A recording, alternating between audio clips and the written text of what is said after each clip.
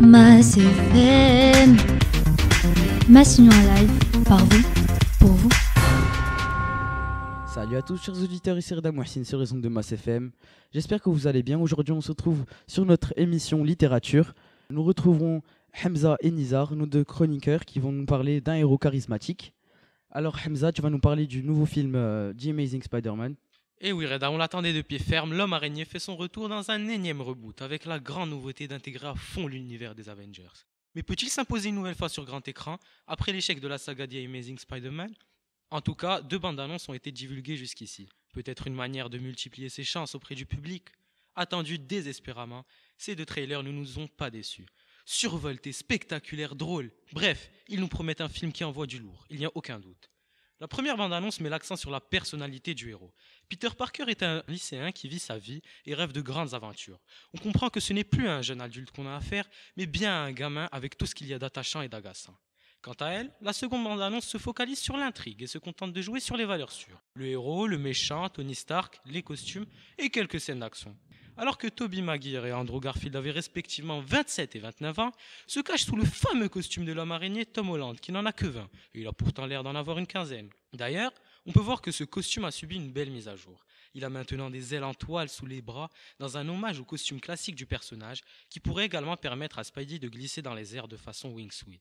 Et c'est en effet Tony Stark, plus connu sous le nom d'Iron Man, qui l'enrôle dans son équipe et lui fournit ce costume remasterisé. Comme on a bien pu le constater dans Civil War, l'excentrique milliardaire noue une relation particulière avec le jeune Parker. Et l'une des choses les plus intéressantes de ce futur opus sera notamment cette relation de fer entre Iron Man et Spider-Man. Le premier va jouer un véritable rôle de mentor avec le jeune héros, à commencer par lui apprendre à se battre, à utiliser efficacement ses fameuses lance-toiles, ou encore à lui donner des conseils pour être un bon Avenger.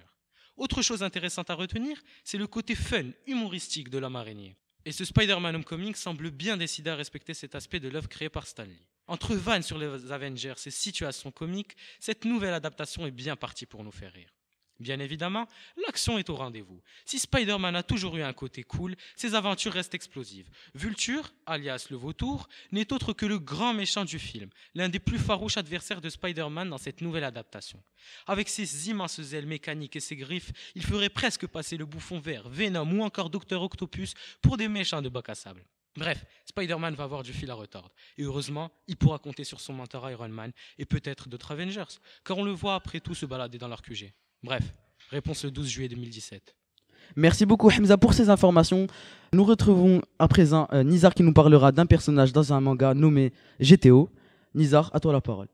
Alors bonjour chers auditeurs, je vais en effet vous présenter un manga très insolite, GTO. Mais avant, nous devons comprendre ce qu'est un manga. Le manga est une sorte de bande dessinée japonaise créée vers le XVIIIe siècle. Il se lit généralement à l'envers, dans le sens de lecture traditionnelle japonaise, de droite à gauche. Les mangas désignent des bandes dessinées japonaises, ce sont en aucun cas des dessins animés. Il existe cependant les animes, qui eux sont des films ou des séries d'animation asiatiques. Beaucoup sont adaptés de mangas ou de séries de romans appelés Night Novel. Le mot manga est composé de 2 idéogrammes, le premier qui se lit man, se lit divertissant ou exagéré, le second qui se lit ga, se lit dessin. Le mot manga signifie donc l'origine d'images dérisoires ou caricatures. Great Teacher Onizuka, souvent abrégé en GTO, est un shonen manga.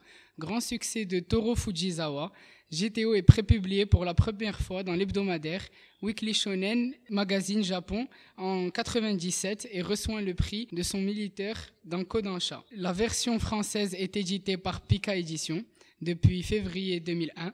Et le 25e et dernier tome est sorti le 22 avril 2004. Une édition double comprenant au total 13 volumes est publiée par le même éditeur à partir de septembre 2011.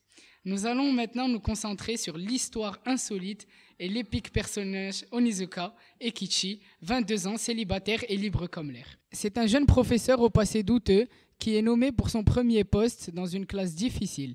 Il montre rapidement une vision décalée avec les pratiques habituelles. Ses réactions anticonformistes et directes, souvent humoristiques, sont l'axe central de cette série. Il va évoluer avec cette classe qui ont la spécialité de faire craquer moralement leurs professeurs. L'auteur Fujisawa donne au personnage Onizuka 2 traits de caractère, le non-respect des convenances et des règles, ainsi que le non-conformisme. En lui ajoutant un sens de l'humour très décalé, ce personnage devient tout de suite épique. Ce manga nous offre des morales très touchantes qui reflètent les préjugés présents dans notre société, le pas se fier aux apparences. Un délinquant n'est pas forcément une personne dénuée de cœur. Il protège ce qu'il considère comme sa fratrie. Le respect des convenances n'implique pas la générosité de cœur et la beauté intérieure, et la réciproque est vraie.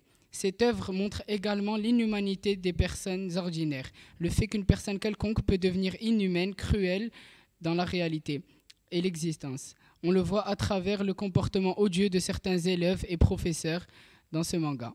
Cette œuvre offre donc un panorama particulièrement sombre de l'enseignement japonais. Donc merci Nizar pour ces précieuses informations. Quant à nous, on se retrouve dans une prochaine émission. Mass FM, Massinion en live, par vous, pour vous.